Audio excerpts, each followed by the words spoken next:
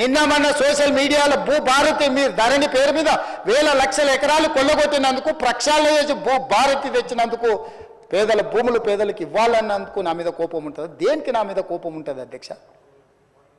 పేడ్ ఆర్టిస్టులను తెచ్చి పార్టీ ఆఫీసులో పెట్టి వాటిని రికార్డ్ చేసి సోషల్ మీడియాలో పెడితే వాళ్ళ మీద పోలీసులు కేసు కడితే మీకు దుఃఖం వస్తుంది. అసలు ఈ భాష ఆ సోషల్ మీడియాలో పెట్టినట్టు ఒకసారి చూడండి అధ్యక్ష.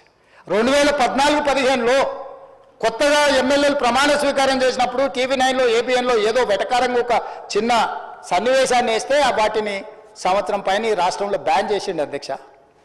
రవి ప్రకాశం జైల్లో పెట్టాను, కృష్ణ మాదిగని జైల్లో పెట్టాను, చాలామంది జర్నలిస్టులు. ఇవాళ జైలుకు పోయిన అమ్మాయి కూడా SC/ST కేసులు ఆ రోజు ఎస్సీలను అవమానించింది, జైలుకు పోయి వచ్చిన అమ్మాయి. ఎవరు జర్నలిస్ట్ అని నేను అడగదలుచుకున్న అధ్యక్ష, జర్నలిస్టులని వేదిక మీద నుంచి INPR లేకపోతే DAVP ఆమోదించిన పత్రికలు ప్రసార సాధనాలు వాళ్ళు ఇచ్చే ID కార్డులు ఉన్నోళ్ళు జర్నలిస్టులా? ఎవడు పడితే వాడు ఏదో ఒక ట్యూబ్ పెట్టుకొని మమ్మల్ని ఇష్ట రాజ్యంగా అధ్యక్ష. ప్రజా జీవితంలో ఉన్నాం కాబట్టి నిజంగా ఓపిక పడుతున్నాం అధ్యక్ష, రక్తం మరుగుతుంది. ఏంది భాష అది అధ్యక్ష? కుటుంబ సభ్యులను అంతేసి మాటలు అంటుంటే అసలు మీరు మనుషులా అని నేను వాళ్ళని అడగదలుచుకున్నా అధ్యక్ష.